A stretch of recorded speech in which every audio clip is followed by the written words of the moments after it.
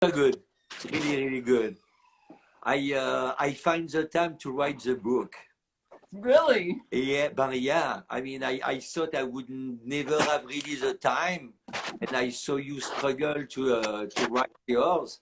I So was hard. really wondering how I was gonna put it, and I did a chunk. And you? Oh, I haven't done any of the things that I said I would do if I was ever stuck at home all month. No, nothing, nothing. So far, my complication is should I smoke bong hits or watch another Netflix show, first. So, yeah. Life is rough. But we're So open, Magnolia Wellness, the dispensary. I own two dispensaries, Magnolia Wellness in Oakland and Hi Fidelity in Berkeley, where I'm partnered with the owners of Amoeba Music Record Shop, and we're open. We're open for service. that's it. So, It took forever oh my for God. them to decide. It's a long story. The Alors, the like Berkeley 4 years, dispensary. 5 years? Yeah, 5 years. Uh-huh. Years. It's crazy. I thought you had give up on it. You're not one to give up. No. Yeah, no, I'm sticking with it all the way, as far as I can tell. I got started in activism 30 years ago, and honestly, I could never imagine we'd get this far, but here we are, and it looks like we're far away from the finish line too. To me too. So, Let's start at the starting line, and then we talk about the finish yeah, line. got So it. it's like you're just telling me that you weren't sure that you would make it happen, and you gave everything anybody could give to make it happen. Wow. So you started so young on top of it. I mean, it's like, Well, you know why? Because for like a lot of people, when I got started, cannabis was like the devil's weed, and I grew up thinking that. Actually, I remember when I was 16, my friend was like, marijuana, it's the devil's weed. And I was like, yeah, devil's weed. But I was thinking, I can't wait to try it. I cannot wait. So I finally tried it at 19, and man, it changed my life forever. I felt like connected to my body and more free with my thoughts and better able to communicate with my peers. And I was like, devil's weed, this is a miracle plant. So I knew if the government was lying to citizens about something so fundamental that that it was a big problem, and that anybody who could or was brave enough or cared enough about the plant, we had to fight back. When the government goes that far out of control, well, as we see, under our current political circumstances, it's very important that brave people step up and fight back. So that's what we did way back in 1986. I got started in activism. So yeah, and you know what? My story was pretty funny actually, because not funny, but it was interesting. I bet. I don't know if you know this, Frenchy, but the hippies started these smoke-ins all over the country back in the 70s, right? Madison, Wisconsin, which is still going, and Ann Arbor, Michigan, still going. New York City, still going. Washington, D.C., still going. Annual smoke-ins where everyone would get together and you'd smoke weed, right? It was the big FU to the system. Like, what are you going to do? There's like 20,000 of us. So my college campus had one, started in the 70s, University of Illinois. Hash Wednesday, it was called. Third Wednesday of April, we'd all get together in the quad, we'd smoke weed. It'd been going on for, I don't know, forever as far as we knew. So 87, it was so free. Somebody set up a 30-foot bong. Oh, it was a 30-foot bong in the middle of campus. And they brought a lifeguard chair, because to smoke the bong, you actually had to sit in the lifeguard chair. It was like a 30-foot bong, right? That's how free it was. But in 88, Reagan became president. And what we heard was he said, man, those smoke-ins got to go. We'll defund your college campus if you don't fight back against the smoke-ins. So in 88, the police came. They beat up the people at Hash Wednesday. They beat us up. My buddy Rex, beaten bloody by the cops. People were drug away and arrested. It's too much. not only have I had this experience where I try marijuana, I know it's a miracle plant, not the devil's weed. Then from one year to another, because politics change, we're going to have a 30-foot bong, and the next year we're going to be beaten bloody. It was C'est brutal. Such a failure of democracy. And when you're in college, you're very idealistic. You're like, this shit is not right. You know what I mean? And of course, a lot of us never lost our idealism, but you know, you're a little more fearless at 19, 20, 18. So the university said, you'll never be back. You'll never be back. And this is what we told them. Oh, you're so wrong. We're coming back next year to our campus, but actually we're going to go to every single campus in Illinois. That's what we did. A year later, instead of just having one event at University of Illinois, we had an event at every major campus in the entire state of Illinois. And here's where it gets really interesting. You wouldn't even believe some of the people at those events. Steve D'Angelo, we're talking 1989. Steve D'Angelo heard about our event because he had been involved in the annual smoke-in in Washington, D.C. for a long time, right? He's like, what? They're trying to crush out Hash Wednesday? How dare they? He brought a load of hippies in a van. The yippies, the old Abby Hoffman political radical wing of hippies that were doing politics, the yippies, they heard about it. They brought a school bus. Normal was there. High Times advertised the tour for us because, like, somehow University of Illinois was a touchstone for cannabis. The guy who founded Normal went to college there. Steve Hager, who was the editor of High Times, grew up in Champaign-Urbana. Steve D'Angelo's, at that time, his longtime life partner, grew up in Champaign-Urbana. So when the powers that be in the movement from Normal, High Times, and the D'Angelo crew, who heard that they were going after the hippies at Champaign-Urbana, they were just like, oh, hell no. So they all converged with us, and we went on tour. We just went from one campus to another to another. And there was nobody knew about marijuana, right? It was the devil's weed, and it was the height of the drug war. There was no hemp. There was no education about medical marijuana. And so by getting the knowledge ourselves and bringing the experts, we were able to turn people on to this idea. And these real centers of thought and youth and activism all across the state. We went to Chicago, you know, we went to some big cities. It started a little ball rolling. And we're like, well, if we can do 5 cities in Illinois, why don't we go for 5 states? Let's try to go to 5 states in the fall. And that's what we did. Everybody came again. The school buses came, the hippies came, the High Times helped us, and that was so successful. We're like, okay, Hash Wednesday comes around in the spring. This time we're going to do 17 states. We did 17 states, all the campuses, all the towns. Then we had so much enthusiasm. We do 2 or 3 tours at a time. You guys go to the West Coast. You guys go to the East Coast. You guys stay in the Midwest. And we didn't have cell phones back then. There was no computers back then. I know the organization behind this is huge because you didn't have nothing to make it happen easy. Like it was a couple of things kept us going. We're opening people's minds. You would see epiphanies, like you would show people hemp cloth. They'd be like, you're kidding me. This cloth is made out of marijuana. We would bring LV Musica, who was a medical marijuana patient getting 300 joints a month from the federal government through her pharmacy. We'd bring her with her tins of joints. She would be on the front page of every newspaper. Everyone wanted to talk to LV. She'd be on the news, she'd be on the radio, and people would be like, wait, marijuana is medicine? Marijuana is cloth? I mean, honestly, you guys look like you're having fun. Marijuana is fun, you know? Like, we were juiced on enthusiasm. We were powered by spreading knowledge, and also by the fact that, like, we were always consuming weed. We loved that plant. We'd smoke it every time we could, every day. And there's power in that. The plant itself, like, has a message for humans, right?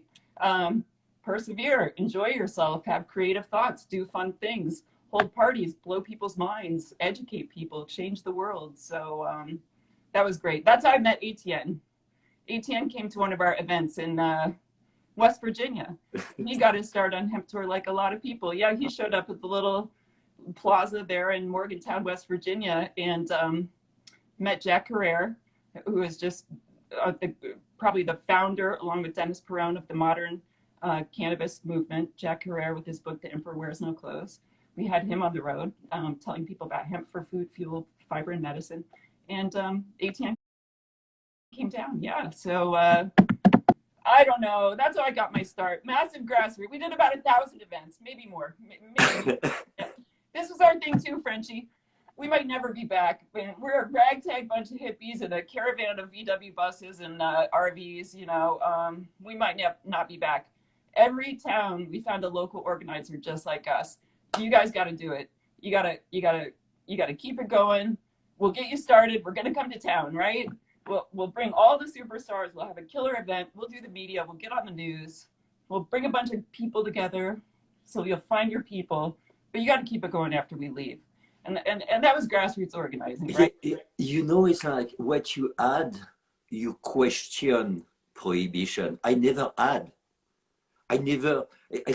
I'm fascinated by history. Okay, I never questioned prohibition. I assumed that it's always been more or less on the dark side, and I didn't check it up. I never really questioned it. So it's like it's really difficult to not knowing what you're taking that makes you so happy, what makes you so powerful. It's that asking questions and seeking that knowledge. Once you had that nutshell of that seed of knowledge, then you need to really work hard to make it grow, but you had something to spread. You know what I mean? It didn't happen in Europe. Yeah, because not only was it so shocking to get the knowledge, which is just incredible knowledge that humans have shared for 10,000 years. What was even more shocking is that our own government was hiding that knowledge from us, that they'd started this campaign of incarceration and abuse and taken the knowledge. And they tried to wipe cannabis off the planet. No way. Not going to happen. Nope. So, yeah, it was just like wildfire, right? As soon as people found out that they were like-minded people, cannabis was medicine, that food, fuel, fiber, and paper, that we weren't afraid to get together and have a good time, that the more of us that came out, the safer we were, and that if we organized, here's one thing we always had in our favor: we're telling the truth. You know what I mean? Like, yep. We're actually telling the truth. So we always figure all we have to do is go and tell the truth. Anybody who's able to ascertain the truth is going to be like, oh, cannabis is medicine, food, fuel, fiber, and it's pretty cool, man. Looks fun, you know? So we always felt like we had the truth, and it turns out we did. So, but I never thought we'd get this far because prohibition was so nasty back then. But I don't know. We always try to be nice people, values-driven people, friendly, helpful, kind, not greedy. Role model. Humble. We always figured if the DEA were around, maybe they'd want to buy us some, like, a bag of groceries because we could barely afford our food. You know what I mean? Like, maybe they'll buy us groceries if we're nice enough. That was our hope if we ever had to run into those guys. But yeah. I mean, you had two powerful figures that represented two sides of the cannabis plants that had been totally ignored.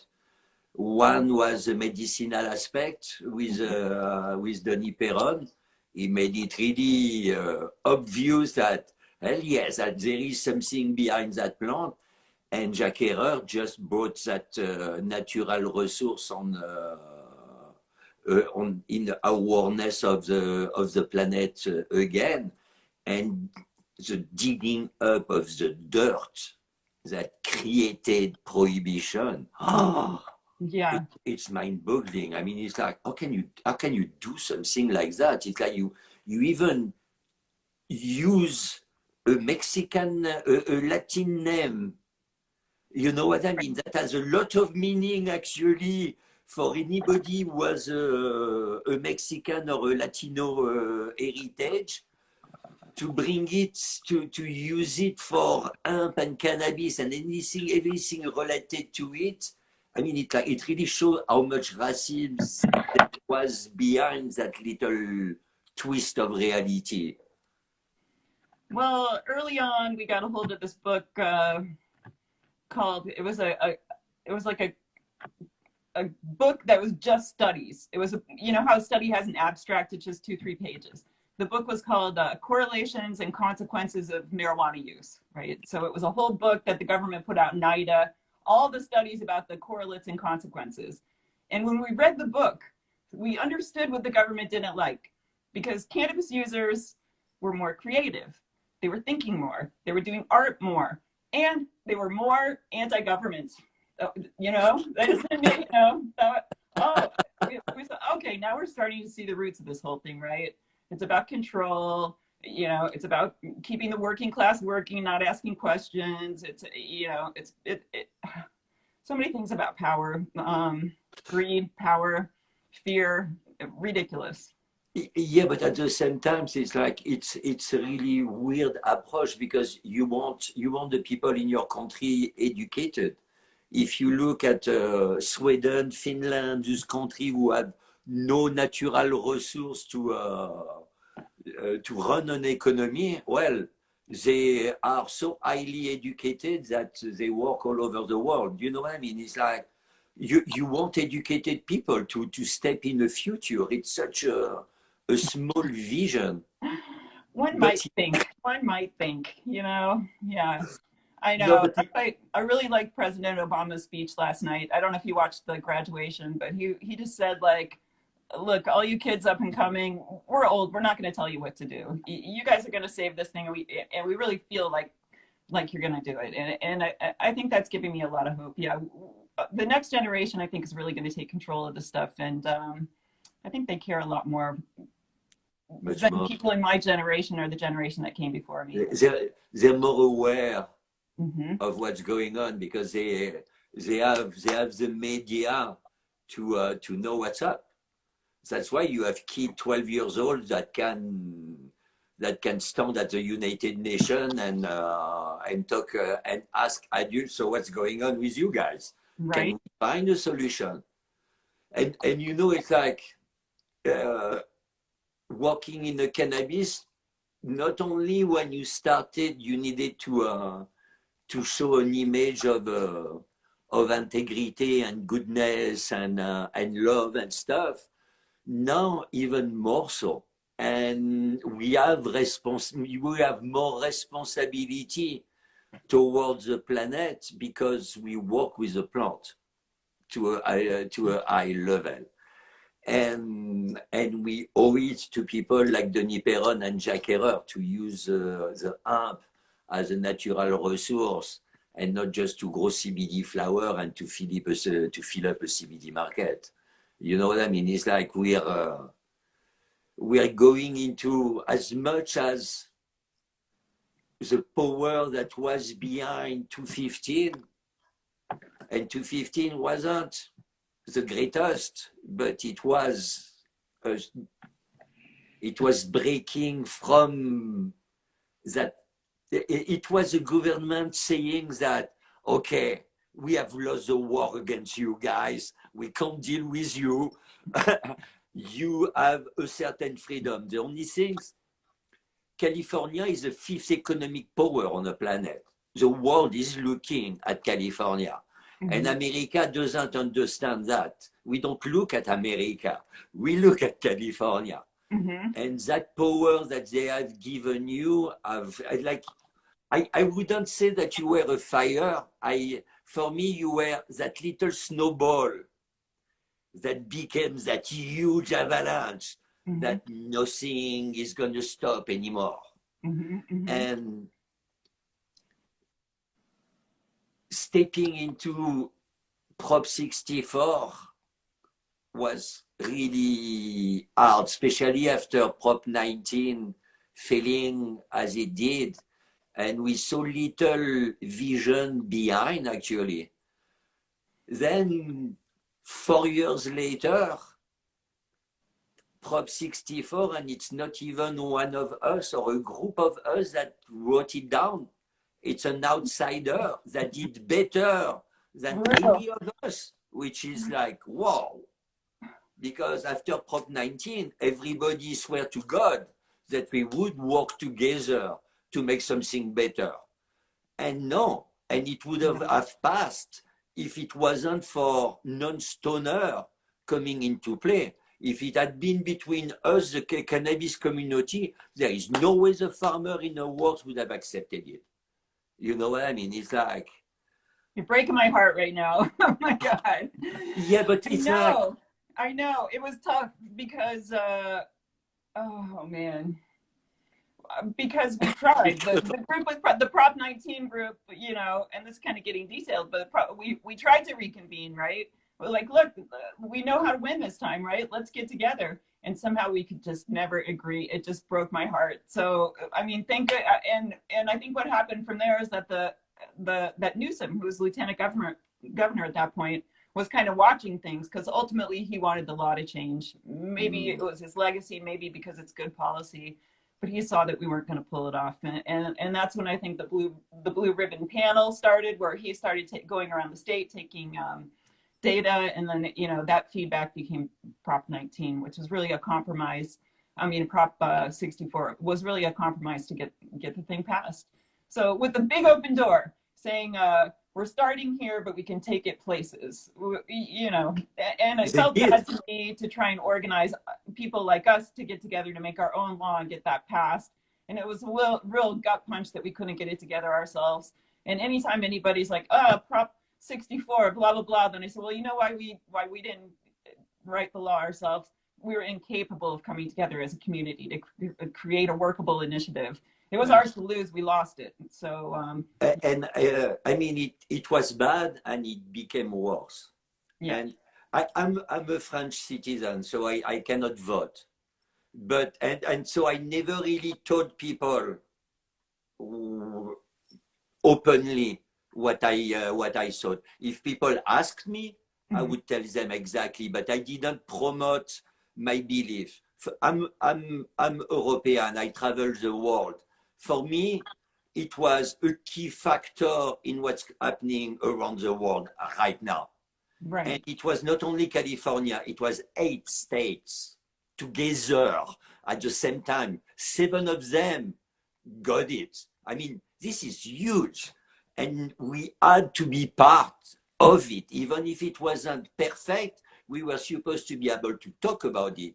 The big boy were not supposed to be here for a minute.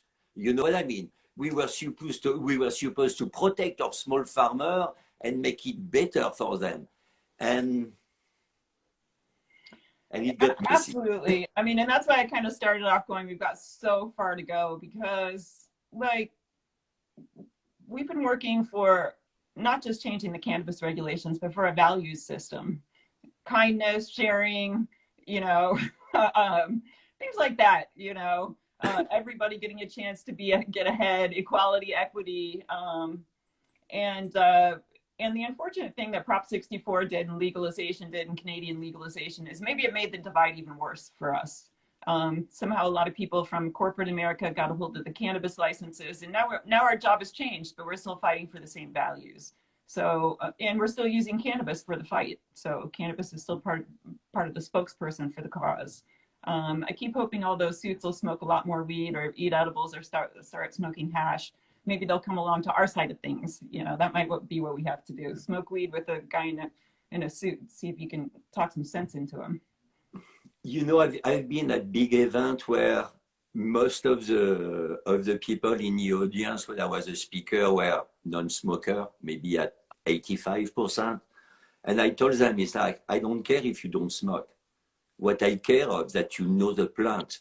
If you want to be part of this industry, and the foundation of this industry is that plant, and you don't know enough about that plant, how can you make a business? How can you be part of an industry without that basic knowledge? Would you do any other business without having the knowledge and foundation of that before you step in? You know what I mean? It's like we have lost the stigma, but because we're just stoner, anybody can do what we do. You know what I mean? It's like anybody can grow a plant, but no, not at that level, And there is that question of gaining respect. and we don't have respect. It's interesting times, that's for sure. I mean, at the same time, we see a lot of those guys in suits failing because they don't understand the end consumer. They've set their whole business model up on the fallacy that cannabis is just a commodity that they can crank through some kind of a sales system.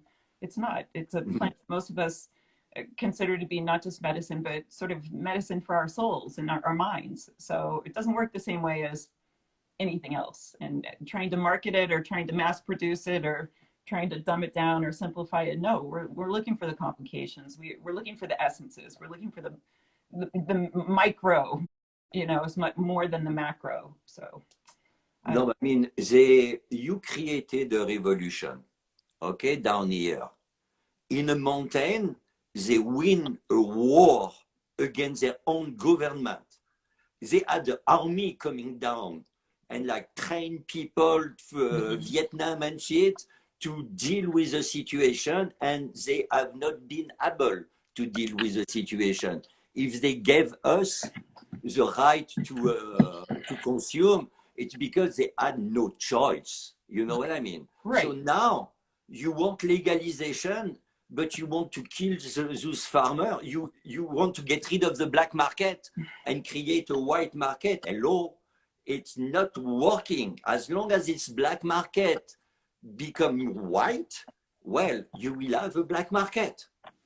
Yeah, but we've been totally comfortable being outsiders for the full 10,000 years. We don't care. You know, you're going to make this thing too tough. What do we care? We're still going to live our lifestyle and do our thing, you know. Yeah, so I can't fault anybody in the underground economy right now still, you know. What else are you going to do when the situation ends up this skewed? By the way, I want to back it up and tell you about how we came to California, because that's also a really interesting story. Yes. And it's foundational to legalization. You're not going to believe this. Okay. Dr. Todd McArea, did you ever meet him when he was alive?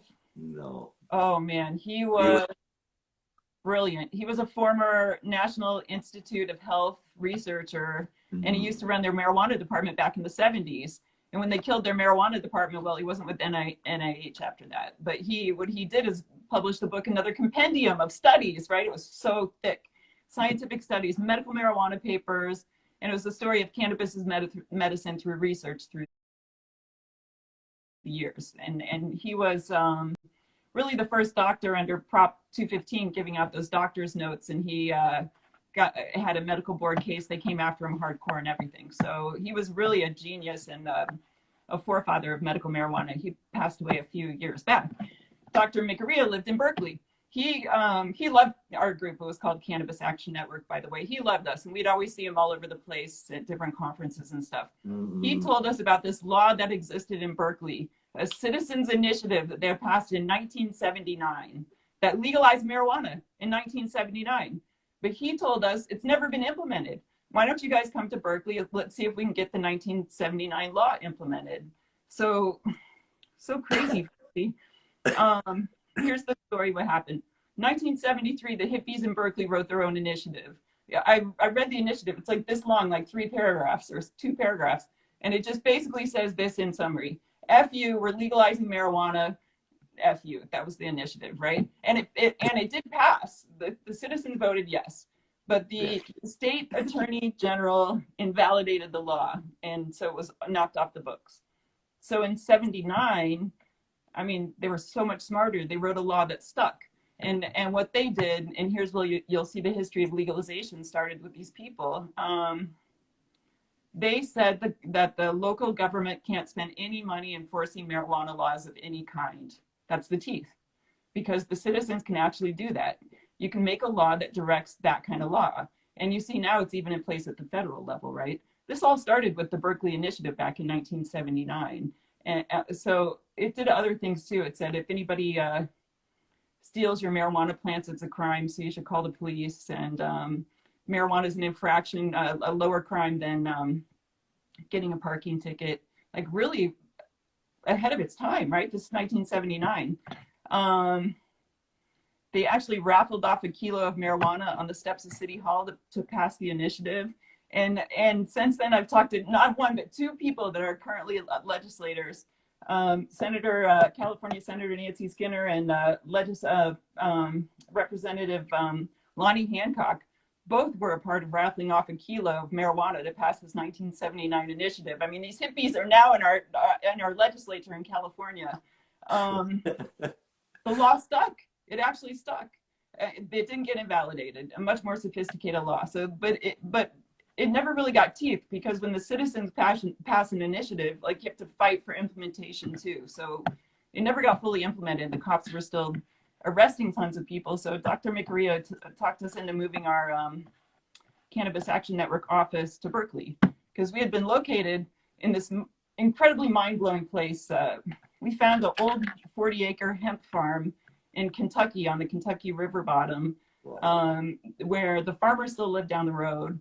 Told us the story of when the government came through and they made hemp illegal, poured lye on all of his fields, killed his fields, make him inert, and the whole Kentucky River bottom goes out of business. So we found out we were living on an old hemp farm. Okay, so we came to Berkeley. We came to Berkeley. We're going to implement that law. So we decided, and long story short, in 1997, right after Prop 215 passed in 1996, our peers started opening dispensaries. We decided we were going to open an adult use cannabis dispensary. That was our plan. We're just going to do it. We're going to implement the law. So at our Cannabis Action Network office, once a week, we'd open an adult use dispensary. And I don't know if Etienne mentioned this, but we always called it the Berkeley Cannabis Consumers Union and the Be Cool campaign. Just thinking, if everyone's just cool, maybe we can pull this off. Berkeley Cannabis Ordinance Oversight League. Just be cool, everyone. So we had about 2,500 members, and the police would show up every once in a while. They'd be like, "What are you doing? What are you guys doing?" Like, "Oh, we're just implementing the law, officer. Registering voters. Everyone's totally cool. No problem." I even had the weirdest conversation outside the place with a Berkeley police sergeant who came by and said, "Look, the Berkeley Police Department talked about it. We're not going to arrest you guys, but our snitches are coming to us, and those same snitches go to the DEA. So I'm just down here to let you know they might go to the DEA." Like, he was like a little worried about us or something like that. Well, I was just like, I don't know. That's okay. But eventually they did arrest us. They came in and they raided us. I was arrested for a felony. But we fought the case because there was a rogue officer, and he went to a judge and he lied on the search warrant. Four counts, all of them were provable lies. So, man, we won that case, and all the charges were dropped for everybody. So we sued the police because, like, cops can't lie to judges, right? So we sued the police. We won a lawsuit against the police, and with my proceeds from the lawsuit, I bought a VW bus and a ticket to Amsterdam, which I thought was perfectly fit, like what you do if you get like money from the police, like a VW bus ticket to Amsterdam, and it was okay. But from there, because medical marijuana was happening, and because our place was so fun, and people felt really empowered, and we would all gather, we'd play music, and we'd eat food, and we'd smoke weed. A gentleman named Jim McClelland asked me if I wanted to open a dispensary with him, and Jim was an AIDS patient, because this is sort of the height of the AIDS issue. So yeah, me and Jim opened Berkeley Patients Group, and unfortunately he passed away a year into the project, but man, those were good times. And Berkeley Patients Group, we really would, it broke our hearts to lose Jim so quick, but the project was built around feelings, right? What do we want to do with our life? What are we going to be like when we get together? How would you spend the last year of your life? What kind of things would you want to be doing? It's going to be fun. You're going to have good food. There's going to be good music. There's going to be good people. There's going to be a lot of great weed, all the best cannabis you can get. There's going to be innovation. And that's what we did in Berkeley. But what happened from there, and how the idea of the Berkeley Cannabis Ordinance spread, is a gentleman from Seattle came and interned with us, and he learned about the 79 initiative, and he took it to Seattle, and they replicated it in Seattle as the Sensible Seattle Initiative, which was the first modern legalization initiative, modeled on the Berkeley initiative that those stoners back in 1979 did. Took the teeth out of enforcement, just like they did in Berkeley with Sensible Seattle. Sensible Seattle was the model for the statewide legislation. So it just, thank goodness for those hippies and all the work that actually humans can do in a democracy. Like ultimately, when you look at democracy, we're in charge. Like we do vote in the politicians and they make laws, but if they don't do it right, we're still in charge. So I mean, yes, if there is enough of you asking for something, you can get it. It's pretty crazy amazing, to tell you the truth. That's one of the part of your constitution I find really beautiful, that power. In Europe, you spend time in the street and you bother the government so bad that they give up on and give you whatever you ask for, basically. It's still the power of the 99% at the end of the day. Huh? It's we have more power than anyone. We just don't work together. Well, what you basically find out in hindsight after you get older is that you learn in America, you learn about the system of making laws and enforcing laws, and somehow you're taught that it's taken away from individuals and it's given to these people in the legislative branch and the judicial branch and the executive branch, and they handle it. But what they don't teach you is that ultimately the people are in charge, because we're the fourth branch and we're the one that's most powerful. We're the boss of all those people, for one thing. We're the boss. They work for us, like, can we remember that? And then the other thing is that we have recounts, we have referendums, we have initiatives, we have our vote, and all of those things create and enforce laws. So yeah, it's pretty cool when you get into democracy and how we've been able to use just the function of democracy to change the cannabis laws. And the plant itself, of course, to keep us motivated and having fun. The only problem, it's like, it's not even real. Because on my box in California, I'm telling everybody, and it's written down in capital letter, that I'm selling a Schedule 1 drug on the legal market. So it's like I'm advertising literally that I'm selling an illegal drug on the legal market. I mean, it's like we are so far away from legalization of the plant, where the plant is actually an agricultural product. Then it will change everything.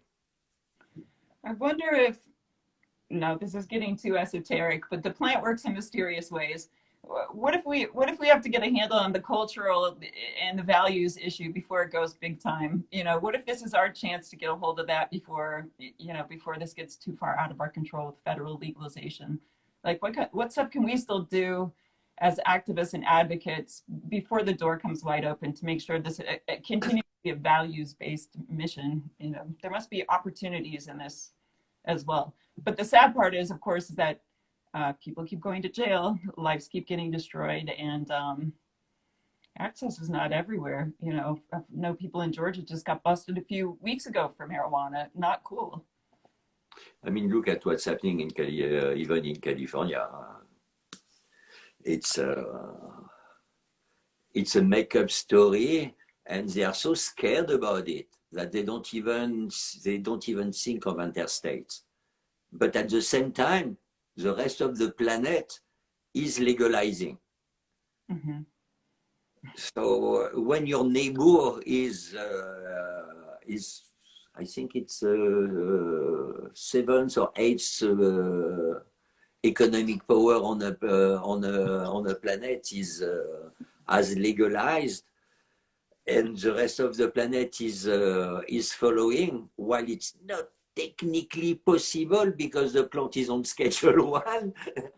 Something is changing, and America is gonna have to be part of it if they want to be relevant in the future of the cannabis industry worldwide. They need to open their eyes.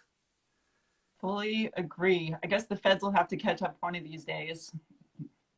More than look at the situation in California. The way I see it, you have the huge corporate that want the farmer up in the mountain dead, and the medium corporate that sided with the farmer up north but have no respect for the farmer, and they don't even have, they are not even conscious that everything they can have, it's going to be given by the farmer. The farmer have much more power than any of them separately. They just have a place. So you have a place, but who's going to make your hash? Who's going to grow the fire? Who's your breeder? You know what I mean? Because if you don't grow fire, sooner than later, your market is going to slow down and die. Mm-hmm. Like it's happening in Canada. It's like there is a level of respect and understanding of really what is truly the cannabis business. Like it's drug business, dude. Nothing is the same. You know what I mean? And we, like in the mountains, they've been doing this for 3 generations. You don't even ask them the time of the day. I know, and it's almost sociopathic. Like you're saying, they could care less if those people just die, can't feed their children, lose their land, lose their homes, lose generations of livelihood. Like, who are those people that think like that? And how do we get away from that to where we actually care about each other in the cannabis economy that we dreamed of, 30 years ago, where everyone has a chance and we're all uplifted and there's a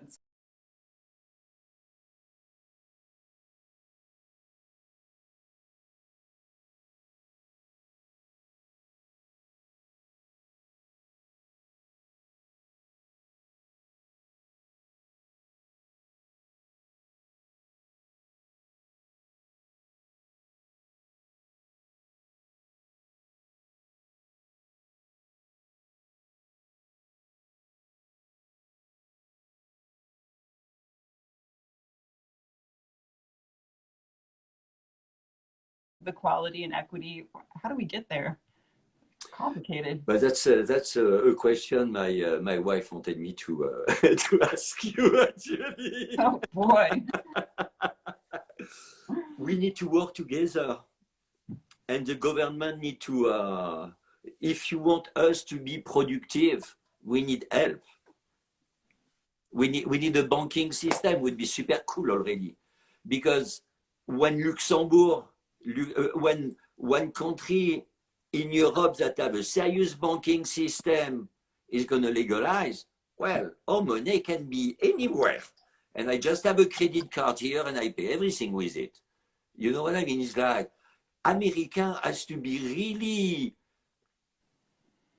conscious that there is a goose that give you a most beautiful golden eggs on the planet. And to kill that goose, it's not really smart. But to chase that goose so that she goes and makes those eggs somewhere else, that's really, really, really a bad move. You know what I mean?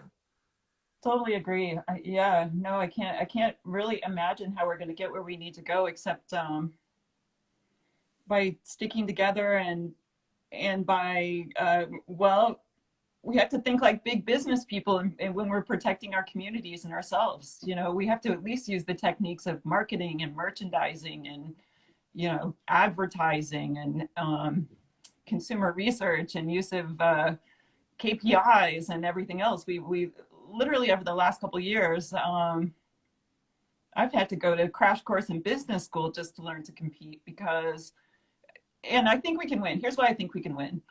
People coming from outside industries, they don't understand the consumers. They don't even understand the cannabis experience. How are you going to sell it? It's not, like, I don't get it. They have a difficult time learning that.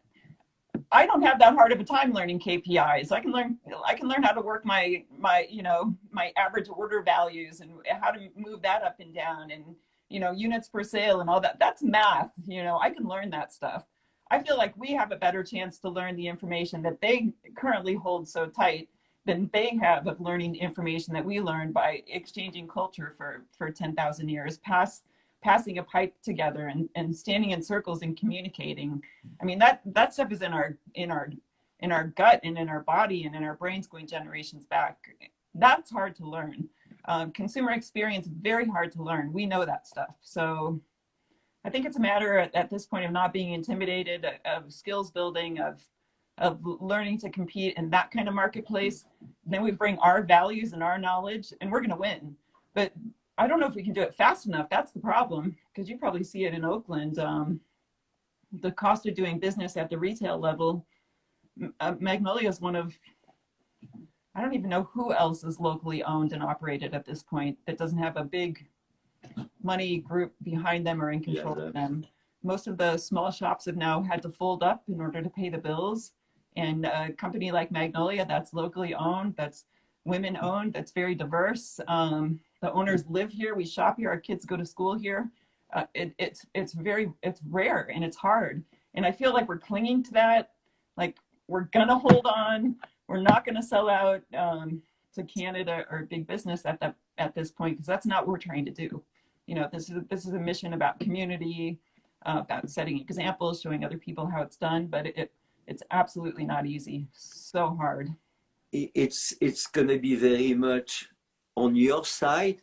It's to be able to work with me and the farmer without vampire in the middle that do nothing but taking something and bringing it somewhere else. You know what I mean? It's like it's not not transporting broccoli. When you have a distribution company that is making a brand, I mean, like, which distribution company in any industry do you know the name of? You know what I mean? It's like, I'm fine with the concept, but give credit to those farmers. I mean, it's like, for me, the Emerald Triangle, it's a Bordeaux of cannabis. Oh, man. And you're buying stuff there and you don't even promote the Bordeaux of cannabis. I mean, it's like, there is something really wrong with the approach people are having towards the Emerald Triangle. It's like, doesn't anybody realize that there is only one place in the world that is known for its quality? It's the Emerald Triangle. I mean, on the world market, you know how much an edge that is? And we're not talking about California. We're talking about the Emerald Triangle. And not preserving this, it's very hard for me to look at. And the only way for them and us to survive up north, it's to work together by little group and working with dispensaries like you that are dedicated to their pool of patients. Mm-hmm. Because here it's so, for me, it's so mixed up. All your life it's been a medicine and it's been psychoactive. For me, it's new. And it's, your whole fight has been around those two aspects of the plant together. You know what I mean? Mm-hmm. Now we reach a point where we need to separate it. We need to talk about therapeutic aspect of the plant and not medicinal because of the big pharma. It's like we enter a new world, but the world of the psychoactive and therapeutic, we need to protect it, and the quality comes from the small farmer. We just need to be able to work with other small farmers. There is a movement that is growing in America about small farming, and we need to be seen as more than just small cannabis farmer. We need to be seen as small farmer, so mm-hmm. that there is a bigger community that we can be part of that will protect us, so that we have the same rights than a normal farmer. Shit. If the farmer up north could have just the same rights than the vineyard have, everything would change. Absolutely. Absolutely. And I don't know if people know, but we got so screwed over with this three-tiered distribution system here in California. Okay, just to tell the story in case people don't know, but our legislature stepped in and they passed this law a few years back called MRSA.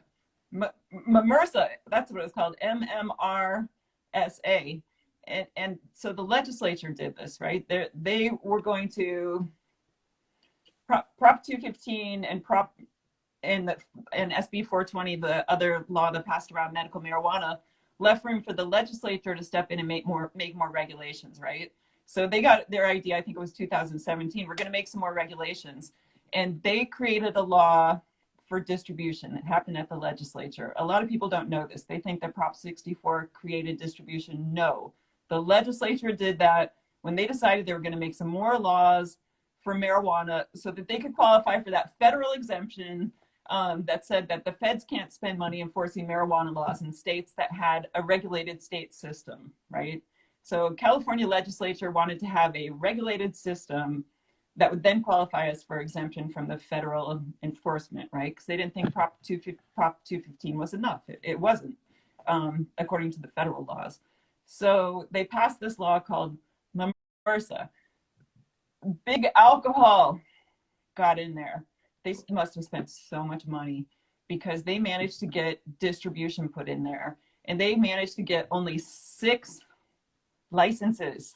There were going to be only 6 distributors allowed to sell marijuana statewide. And everybody was going to have to go through one of these 6 distributors.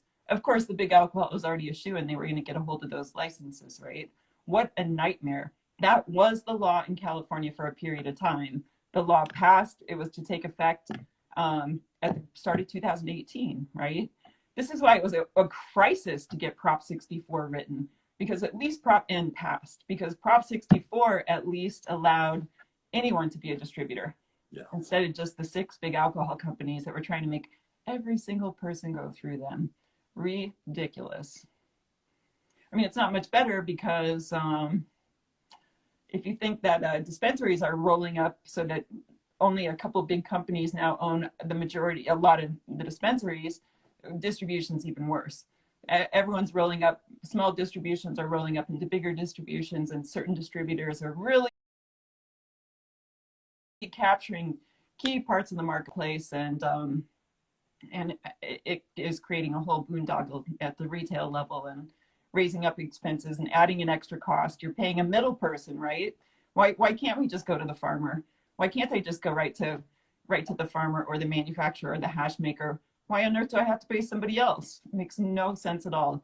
Oh, until you find out that big alcohol got in there and messed up the system because they want to take the cut out of the middle of the deal. So it's a mess. And it's funny because they didn't even survive it. I remember when a big group, like what was their name? They were dining the farmer up north, buying the like fancy, super expensive bottle of wine, They were private jets, yeah. They were bought by a Canadian company last year. They didn't survive it. It's like moving booze, it's not moving weed. As I said, just don't get it. It's like it's not any type of goods that we're working with. It's a perishable good. I'm just shaking my head. Yeah, so I don't know how we make it better, you know. But you're right. We got to just keep breaking down the walls between retail and suppliers and clients and farmers, and you know. Anyway, it's not working. Okay, it's not working. The black market is stronger than ever. There is everybody and his brother that do a little bit on the side because it's survival time. Okay. What we're gonna do, because it's not working and everybody else is working pretty good. But California, it's not Colorado, baby. California is a world producing country. It's 80% of what is consumed in America was bought here. So it's like, that's a different ball game altogether. Can we do some things that can make it really truly happen here? Because we have the economy. We've been making the millions of dollars forever. Okay, we just need the help in your infrastructure. But trust us, we know our job. We don't need in between people. Mm-hmm. I don't know. I know. I wish we had our own big funds somehow, but I mean, here's part of the problem, right? Anybody that's been in the cannabis industry 30 years, none of us have any assets or saved any money because it was illegal to do so. all we did is just work our butts off, and you know, we can't get bank loans, or you know, we don't have a fund that we've saved up that we can now invest in things. So it is a weird moment. I'm hoping we come out the other end where we get our own money, where we take control, where the culture stays firm, where, I mean, fine, if big cannabis is going to go over there and we're going to have the Budweiser of cannabis, fine.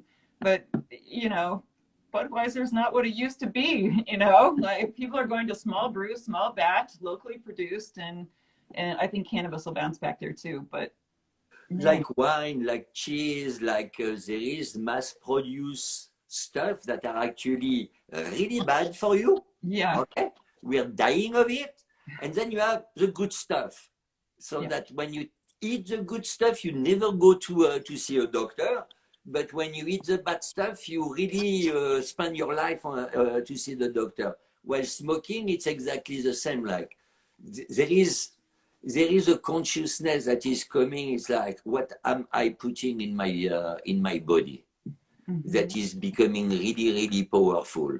And when you think about your food, you're gonna think about everything else that you ingest. That's the beauty of legalization. It's lab testing. Like there is a lot of beautiful aspects into the sort of legalization that we have. It's just the greediness of the people that are trying to make a buck or two in it that are destroying the chance for America to be relevant, to create a world cannabis industry, all the standard, everything. There is a culture, the knowledge, the science, there is everything here to be able to become the France and the Bordeaux of the cannabis industry. And they are trying to make a little money now, and looking at tomorrow, it's beyond their consciousness. It's like, I don't even care. All they do is just spin stuff, like you were saying. You know, they get a company, they just bleed it dry till they don't want it anymore. They kick it to the next company. They do the same thing. Then it gets kicked over to the next company. It does the same thing. It bleeds all the energy out of the people, out of the brands. It takes away the joy. But like this next year, what year are we in? 2020. What happened in 2020? My God. Oh.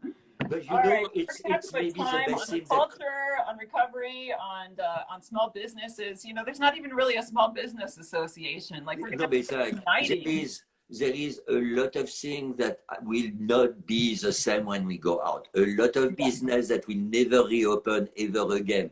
Restaurant business in the next 10 years, it will never be. Nothing is going to be the same. The only thing really powerful for the moment, it's cannabis. Yeah.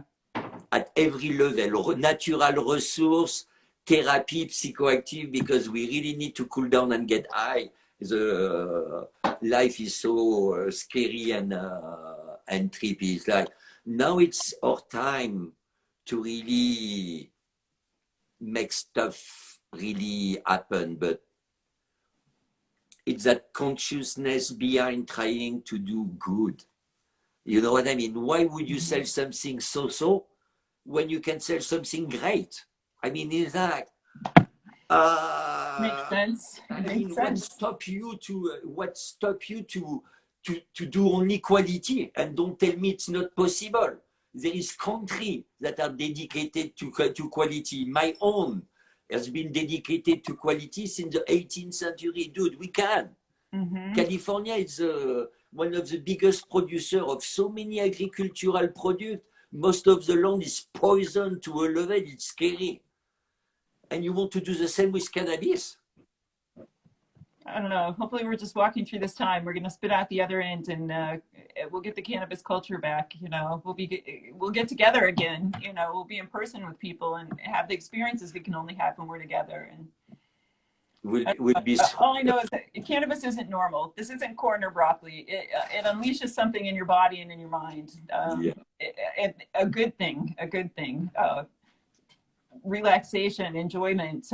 You don't sweat the little things anymore. You know, like we all need some of that, especially right now. So, I mean, hopefully like I said, we got to get these guys in suits eating more edibles and smoking more hash, and maybe a better place. Yeah. Well, I'm gonna have to let you go. It's such a pleasure talking to you. Great to see you too. I see you soon. All right. Much love. Bye.